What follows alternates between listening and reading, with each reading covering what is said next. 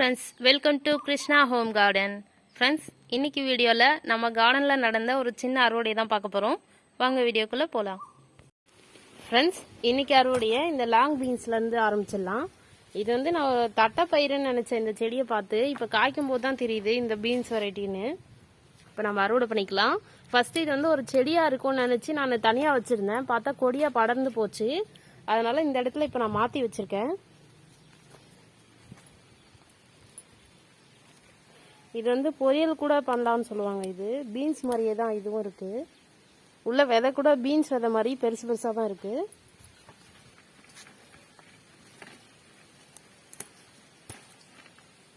பாருங்க, நல்லா பாம்பு மாதிரி நீட்டாக இருக்குது.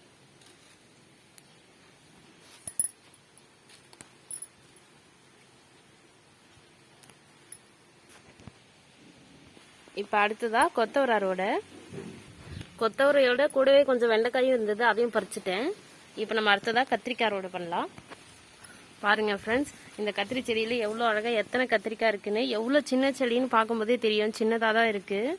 இது வந்து ஆனால் நல்லா நீட்டாக காய்க்கக்கூடிய வெரைட்டி. இந்த பாட்டில் வச்சுருக்கிறதால ரொம்ப குட்டி குட்டியாக தான் காய்க்குது. இது வந்து நான் இதுக்கு எதுவுமே உரமே இன்னும் போடாமல் இருக்கேன். வந்து ஆடிப்பட்டத்துக்கு வந்து இங்கே இருக்க க்ரோ பேக் எல்லாத்தையும் ரீபாட்டிங் பண்ணி வச்சேன் எல்லாத்துலேயும். அதோடவே இருக்கு. இன்னும் எதுவும் உரம்னு எதுவும் கொடுக்கல. அதனால தான் செடியும் பார்க்க வீக்காக இருக்கு. இருந்தாலும் பாருங்க இதில் எத்தனை காய் இருக்குன்னு. நான் அதிகமாக இந்த மண் கலவையில் சாண உரம் தான் அதிகமாக கலப்பேன். மண்புழு உரம்லாம் நான் பயன்படுத்துறது கிடையாது. சாண உரத்துலேயே நிறைய மண்புழு இருக்கும். அதனால நான் ஸ்பெஷலாக மண்புழு உரம்லாம் வாங்க மாட்டேன். பாருங்க, அதில் இருக்கக்கூடிய உரம் வந்து எப்பவுமே சாண உரத்தோட ஸ்பெஷாலிட்டி என்னன்னா அதோட சத்துக்களை வந்து பொறுமையாக மண்ணுக்கு கொடுக்கும் செடிகளுக்கு. பாருங்க,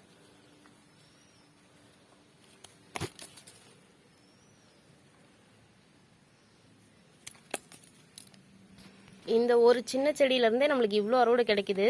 இப்போ அடுத்ததா இப்போ வரி கத்திரி இருக்கு, அதை போய் அறுவடை பண்ணிடலாம். இதுதான் அந்த வரி கத்திரி. நான் இதை வேற ஏதோ ரகம்னு நினைச்சு வாங்கிட்டு வந்தா இந்த ரகம் வந்துருச்சு.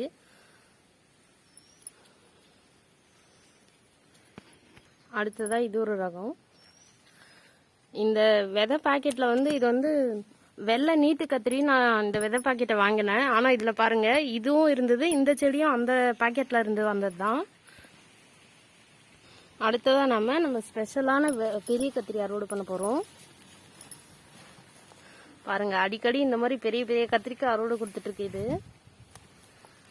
இது காம்பை கட் பண்ணுறது தான் ரொம்ப கஷ்டம். சிசராலேயே சீக்கிரமாக கட் பண்ண முடியாது இதை.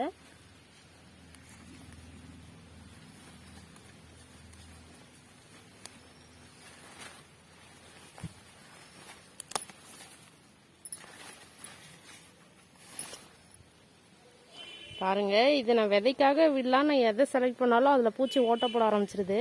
அதனாலேயே பிஞ்சிலியே அறுவடை பண்ண வேண்டியதாக இருக்குது. இப்போ அடுத்ததாக நம்ம சொரக்காய் அறுவடை பண்ண போகிறோம். இப்போ வந்து அறுவடை பண்ணுற ஸ்டேஜில் 2 சொரக்காய் இருக்குது. போய் பறிச்சிடுவோம். பாருங்கள், காலை வைக்கவே பயமாக தான் இருக்குது. பாருங்கள், இந்த இடத்துல இருக்குது 2 சொரக்காயும். பாருங்கள், அறுவடை பண்ணுறதுக்கு நம்மளுக்கு ரொம்ப ஈஸியாக போச்சு. ரெண்டுமே ரொம்ப பக்கத்துலேயே இருக்குது.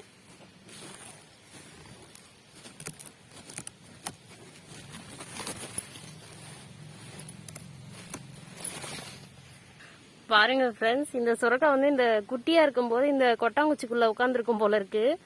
அது அதோடய வளர்ந்து போச்சு. இப்ப பாருங்க, டைட்டா இருக்குது. எப்படி எடுக்கிறதுனே தெரியல. பாருங்க ஃப்ரெண்ட்ஸ், இப்பவே முக்கால்வாசி கூட ரொம்பி போச்சு. இங்க பாருங்க, இந்த கொட்டாங்குச்சி நம்ம எப்படி எடுக்க போறோம்னே தெரியல. அது கூட நல்லா செட் ஆகி போயிடுச்சு. இது சின்னதா இருக்கும்போது இது மேல இருந்திருக்கும் போல இருக்கு. அதனால பெருசாகும் போது இது சைஸுக்கே மாறி வளர்ந்து போச்சு. இப்ப அடுத்ததா நம்ம பரங்கிக்காய் அறுவடை பண்ண போறோம். அது இன்னும் கலர் மாறல, இருந்தாலும் இப்போ நம்மளுக்கு தேவைப்படுறத நல்லா அறுவடை பண்ணிக்கலாம். இது கிடையாது, இது வந்து பிஞ்சு நிறைய இருக்கு. இந்த மாதிரி பிஞ்சுங்க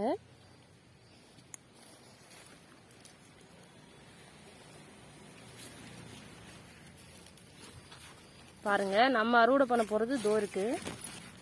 இது ஓரளவுக்கு கலர் கொஞ்சம் லைட்டா மாற ஆரம்பிச்சிருக்கு.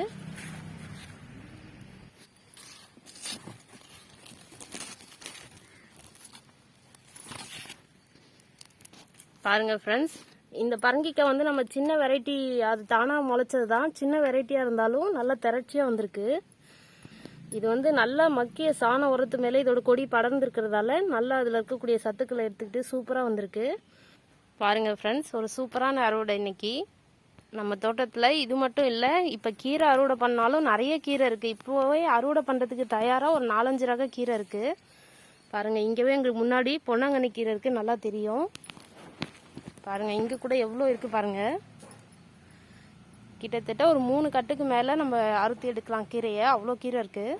பாருங்கள், அடுத்த அறுவடைக்கு தயாராகிட்டுருக்கு. இது வந்து ஸ்டார் ஃப்ரூட் செடி, நிறைய பூ பிடிச்சி பிஞ்சு வச்சுருக்கு. உங்களுக்கு போன வீடியோவில் சொல்லியிருப்பேன் ஃப்ரெண்ட்ஸ், நம்ம அறுவடை வீடியோவில் இந்த காந்தாரி மிளகாய் நிறைய இருக்குது, அறுவடை பண்ணுறதுலாம் காட்டினா லேட் ஆகும்னு சொல்லியிருப்பேன். இப்போ இந்த செடி எங்கெங்கெல்லாம் இருக்குதுன்னு உங்களுக்கு காட்டிடுறேன். இது ஒரு பெரிய செடி, இங்கே ஒரு செடி இருக்குது. அடுத்ததாக இங்கே எத்தனை செடி இருக்குன்னே தெரியல, ஒரு புதர் மாதிரி பெருசாக வளர்ந்துருக்கு. நான் நட்டது வந்து இங்கே 2 செடி தான் நட்டேன். கிட்டத்தட்ட இங்கே ஒரு 7-8 செடிக்கு மேலே இருக்குது, 10 செடிக்கு இருக்கும். அடுத்ததான் இங்கே பாருங்கள் ஃப்ரெண்ட்ஸ், இந்த செடியில் இருக்க மிளகாயெல்லாம் நல்லா பெரிய பெரிய சைஸ்லாம் சூப்பராக இருக்குது. காந்தாரி மிளகாயில் இது வந்து கொஞ்சம் பெரிய சைஸில் காய்க்குது. பாருங்கள், இது எல்லாம் பச்சையாக இருக்கிறதால உங்களுக்கு தெரியாது சரியா, ஆனால் நிறைய காய் இருக்குது, உத்து பார்த்தா தான் தெரியும்.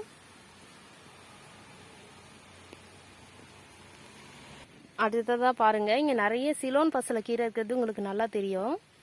பாருங்கள், இவ்வளோ இருக்குது பாருங்கள்.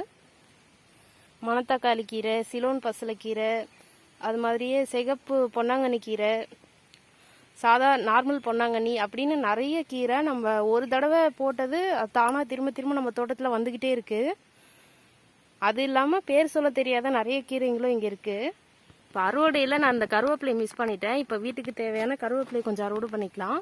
பாருங்கள், அது கூட இங்கே காடு மாதிரி வளர்ந்துருக்கு. கருவேப்பிலை அறுவடை பண்ணியாச்சு. இது போதும் இப்போதைக்கு தேவைக்கு. நம்ம அப்பப்போ வேணுங்கிறப்ப ஃப்ரெஷ்ஷாக வந்து பறிச்சிக்கலாம்.